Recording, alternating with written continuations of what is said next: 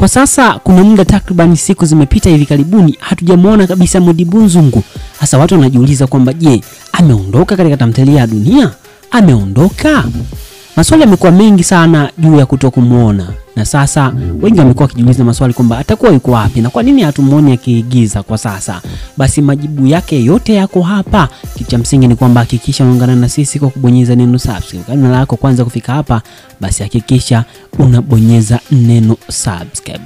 Kabla tuendelea ni kujuze tu kwamba kama ni miongoni mwa watu ambao wamekuwa kufurahishwa na yale ambayo yanaendelea hasa katika tamthilia ya Dunia akiwemo Modibo Nzungu kabisa, basi hakikisha unatunga mkono kwa kubonyeza neno sasa, kisha ni ukaribishe.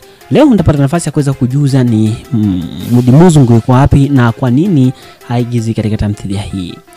Katika mwezi uliopita, siku chache hivi karibuni katika mwezi uliopita, aliweza kuongea na kuandaa mipango kabisa rasmi ya kwenda ukweni, yani kwenda kwa mke wake nyumbani kwao, kwenda kusalimia wazazi. Sasa unaweza kujiuliza kwamba je, kwenda tu ndio sababishe asiweze kuigiza?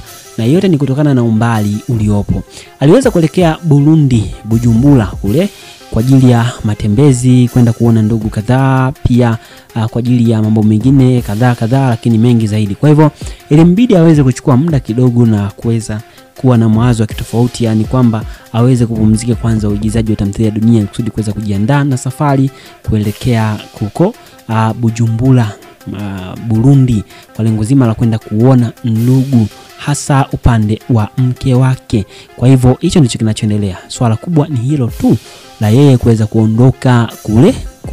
Kwa hivyo kama ulikuwa unajiuliza kwamba je, ameondoka au hajaondoka, majibu yake hapo hapa, au ndio majibu yenyewe. Lakini mambo yatakapokaa vizuri yakirejea, basi kila kitu kitakaa fresh kabisa na mambo yatakuwa vizuri, ataanza kuigiza. Hajaondoka kabisa kwamba ameondoka katika tamthilia hii, ila alikuwa na project ya kwenda Burundi kwa ajili ya kuweza kuona ndugu kadhaa. Kwa hivyo ndio maana hajaonekana.